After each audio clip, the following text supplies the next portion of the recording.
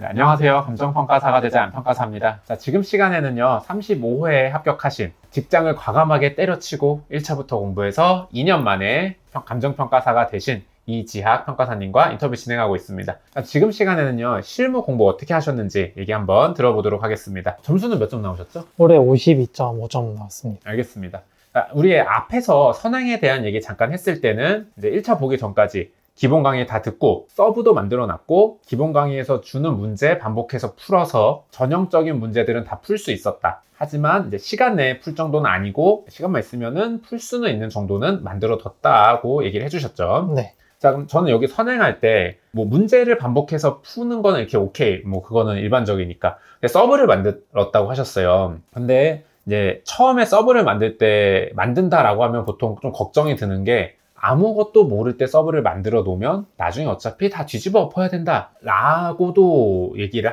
하잖아요. 네. 실제로는 어땠어요?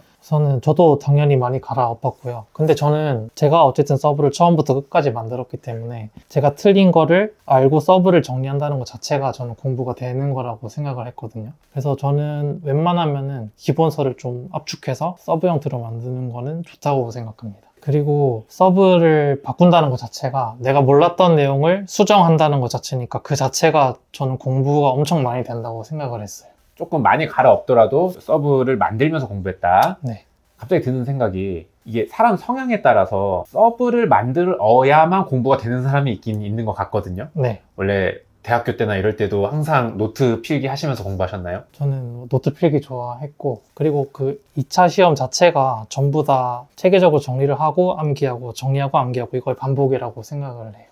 혹시 1차도 서브 만들면서 공부하셨어요? 1차는 안 만들었어요. 1차는 이제 객관식이니까 따로 만들진 않았습니다. 네, 알겠습니다. 그래서 이제 원래 서브를 이렇게 내용을 정리하면서 공부하시는 스타일이어서 자연스럽게 이렇게 하신 것 같습니다. 자, 그럼 이렇게 해서 뭐 선행하는 동안 서브가 어느 정도 만들어졌잖아요. 네. 요거는 어떻게 학습하셨어요? 전 서브는 제가 정리한 걸 토대로 계속해서 그 정해진 목차를 암기하려고 노력을 했고요. 그래서 사실 3방식은 서브 정리하면 그렇게 많지가 않다 보니까 금방 했고, 그 물건별 같은 경우는 한 번은 외웠는데 나중에 2차 다시 하려고 보니까 다 까먹었더라고요. 그래서 그냥 서브 정리한 거 정도만 있었고, 보상 같은 경우에는 토지가 제일 중요하니까 토지 정도만 외웠습니다. 그 선행 전에는 그 정도 외워놨었다? 네. 알겠습니다. 자, 그리고 나서 궁금한 게 이렇게 해서 1차 보고 왔어요. 그 다음에 이제 공부를 하려고 그러면 기본 강의를 듣기에는 뭔가 공부 좀 많이 한 것 같고, 그렇다고 안 듣고 나 혼자 공부하자니 기본 강의를 조금 설렁설렁 공부해 놓은 것 같고, 이래서 기본 강의 다시 들어야 되나요? 라고 많이 물어보시거든요. 이때 어떻게 생각하셨어요? 우선 저는 일단 제 서브가 있기도 했고, 그래서 저는 모르는 것만 발췌해서 들었던 것 같아요. 오히려 이제 선행할 때 한 번 딱 들을 때 내용 정리까지 다 해버렸다 보니 그냥 그거 믿고 기본 강의 전체 다 들을 필요는 없었다? 네, 알겠습니다. 자, 그러면은 오케이, 내가 강의 안 듣겠어 라고 하면 뭔가 이제 기본 강의 다 진도 나가고 있을 때 나 혼자 뭔가 딴 공부를 해야 되는데, 이때 실무 공부 방향은 어떻게 정하셨어요? 일단은 제가 모르는 게 뭔지부터 파악을 했어야 되니까, 왜냐면 오랜 기간 안 하다 보니까. 그래서 저는 기출 문제랑 그리고 제가 기본 강의 때 들었던 문제들만 모아가지고 다시 한번 풀어보는 시간을 가졌고요. 한 2번, 3번 정도 풀고 난 다음에는 그거를 이제 제가 모르는 부분만 논점을 따로 정리를 해서 오답 노트를 만들려고 노력을 했던 것 같아요. 그 공부는 몇 월 정도까지 하신 거예요? 스터디하기 전까지는 계속 했습니다. 스터디 하기 전이면 사실 4월부터 한 10월까지 네. 6개월 정도는 이렇게 기본 강의에서 줬던 문제 다시 풀고 네. 기출 문제 풀면서 오답 노트만 만들었다? 네. 그럼 실무 공부 왠지 많이 안 했을 것 같은데, 이 시기에 실무 공부 비중은 어땠어요? 많이 안 한 건 아니고요. 어쨌든 제가 그 문제를 다시 반복해서 풀어보는 과정이 있었기 때문에 적지는 않았고, 또 제가 그 오답 노트를 만드는데 좀 오래 걸렸어요. 왜냐하면 제가 모르는 걸 다 집어넣다 보니까. 그래서 시간 자체가 적지는 않았던 것 같아요. 알겠습니다. 이때 그 공부한 거를 돌이켜서 좀 평가해보면 어떻게 느껴지세요? 우선은 기출 문제는 조금 아껴놨으면 어땠을까 하는 생각이 들었어요. 사실 기출 문제가 되게 질이 어쨌든 일반 GS보다는 좋기 때문에 그거를 다 안 상태에서 공부를 했으면 어땠을까라는 생각이 좀 있었고요. 왜요? 뭔가 어떤 대처 방법이나 네. 그런 순발력 훈련 때문에? 뭐 그런 것도 있고 사실 기출 문제 중에서도 엄청 브리타 같이 나오는 문제들 있잖아요. 근데 그거는 내가 그 문제가 브리타인지 아닌지는 끝까지 가 봐야 알 수 있기 때문에 그거를 먼저 푸는 건 좀 안 좋았던 것 같아요. 그럼 돌이켜봤으면 네. 그 6개월 동안 일단 뭐 기본 강의에서 줬던 문제 반복하는 거는 당연하고 두세 번 반복하고 그러면 그 다음에 뭐 했을 것 같아요? 기출 문제 안 풀었으면? 기출 문제 안 풀었으면 오히려 기본서를 다시 보지 않았을까? 제가 지금 와서 드는 생각이 제가 만든 서브가 얼마나 정확한지를 점검을 한 번 더 해봤었으면 어땠을까라는 생각이 좀 들어가지고 오히려 이제 기본 실무 이론적인 부분을 탄탄하게 가져가는 게 더 중요했을 것 같다. 네. 그리고 또 약간 시행착오라고 볼 만한 게 있었을까요? 그리고 이제 오답 노트를 너무 빨리 만든 게 아닌가라는 생각이 들었어요. 그게 제가 엄청 세세한 논점까지 다 오답 노트를 만들다 보니까 시간도 많이 걸리고 그게 중요한지 아닌지도 판단을 못했기 때문에 그 시간이 조금 아깝지 않았나라는 생각이 좀 있습니다. 이거는 정말 지나고 나서 하는 생각 아니에요? 그 당시에는 또 오답 노트를 만들고 정리한 게 도움이 되진 않았을까요?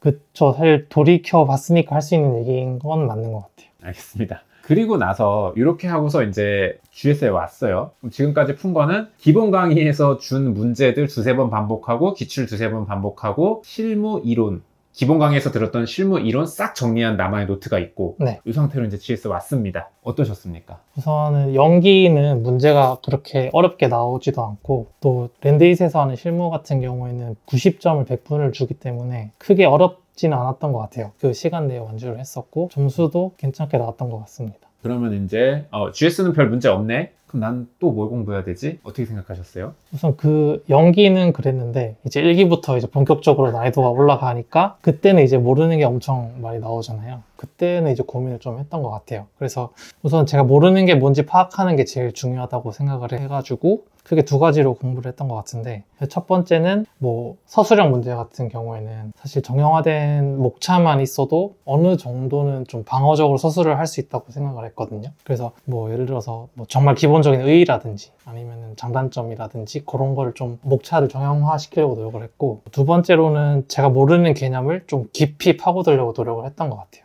사실 그 수익환원법 중에서도 환원율이랑 할인율이 엄청 어려운 개념이기도 하고 실제 기출에서도 그런 문제가 나왔었는데 그래서 그런 문제만 싹 모아서 한번 정리를 하고 기본서 참고하고 이런 식으로 정리를 했던 것 같습니다. 그럼 이제 GS 하는 동안은 오늘 GS 문제 풀었어요? 거기서 내가 이 개념이 좀 잘 정리가 안 돼 있네? 라고 느끼면 그거를 파고드는 거를 다음 일주일 동안 한 거예요?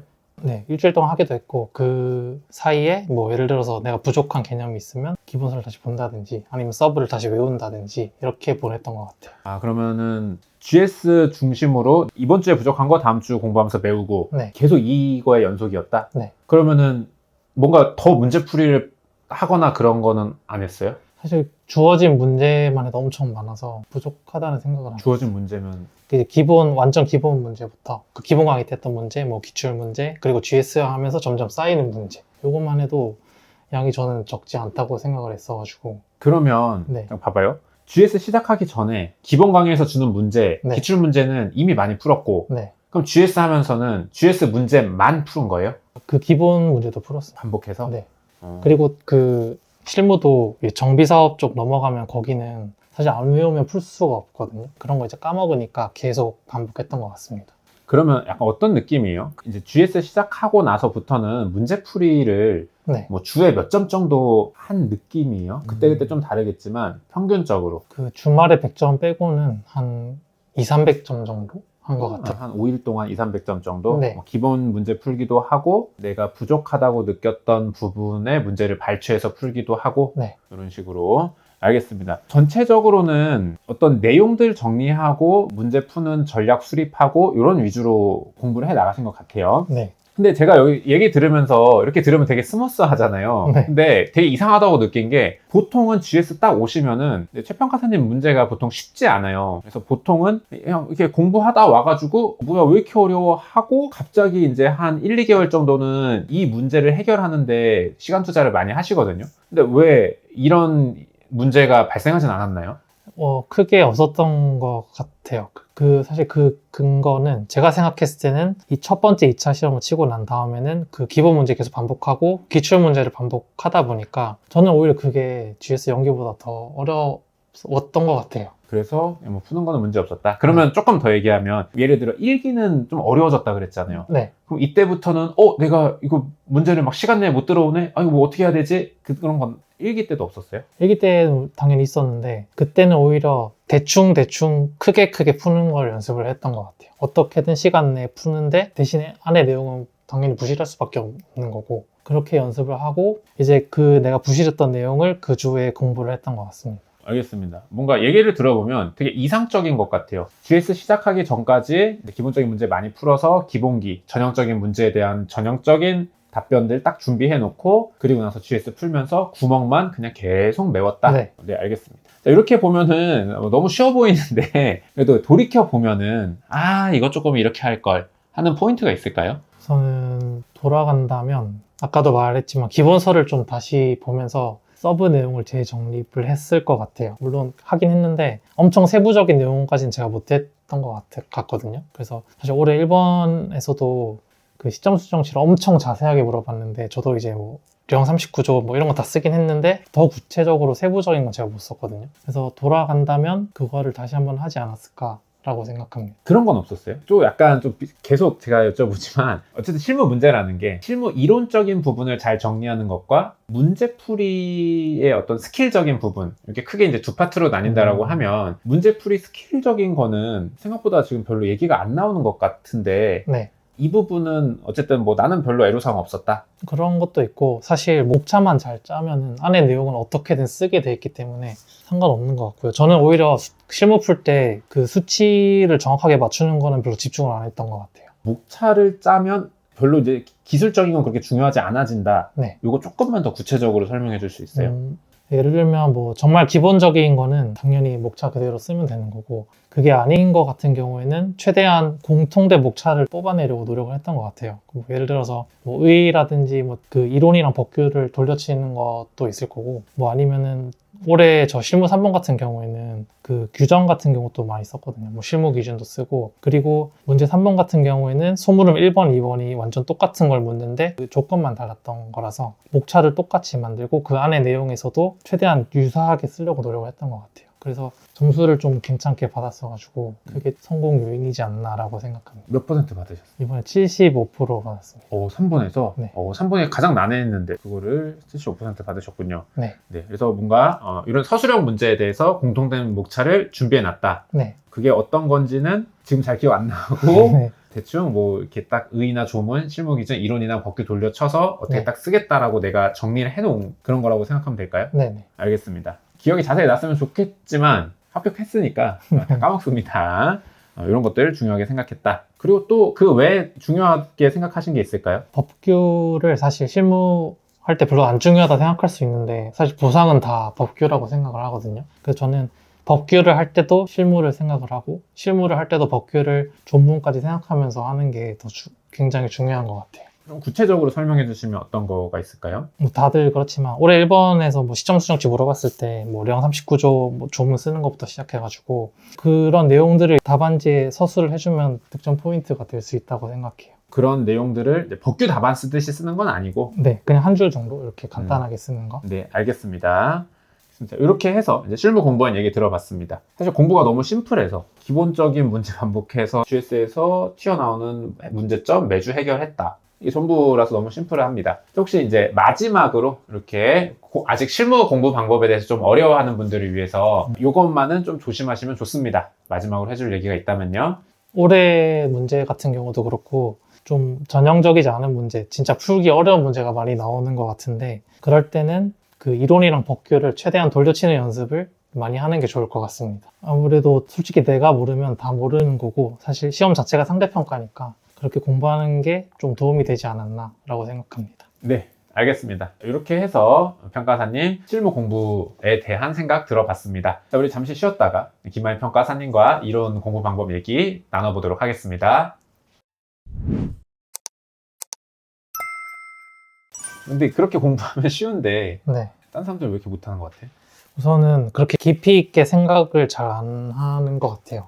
사실 저는 이제 막 따로 모아서 다 풀고 뭐 이론도 다 다시 정리하고 했는데 그러는 사람이 별로 없지 그 않나. 무슨 얘기야? 따로 모아서 정리했다 하는 게. 아까 말씀드린 뭐 환원율이나 할인율 같은 것도 그렇고 뭐 어떻게 하는 거야? 할인율이랑 환원율 딱 보고 아 요거 내가 개념이 잘 안 잡혀 있구나 네. 하면은 약간 뭐 법규했을 때 생각하면 막 이 환원율과 할인율에 관련된 거 다 모아가지고 이거에 대한 내가 어떤 일반론적인 결론을 딱 원칙을 발견해서 그걸 정리해놓고 약간 이런 작업들을 한 거야? 그건 너무 거창한 것 같고 그냥 이제 이론서 보면 환원율, 할인율 다 있잖아요. 그 내용 정리하고 뭐 예를 들어 수식은 어떤 걸 쓰는지 뭐 예를 들어서 뭐 환원율은 뭐 NOI랑 P 이거 쓰고 뭐 할인율은 뭐 환원율에다가 뭐 자본 변동률 하는 거 이런 거 싹 정리해서 표로 비교해서 만들어.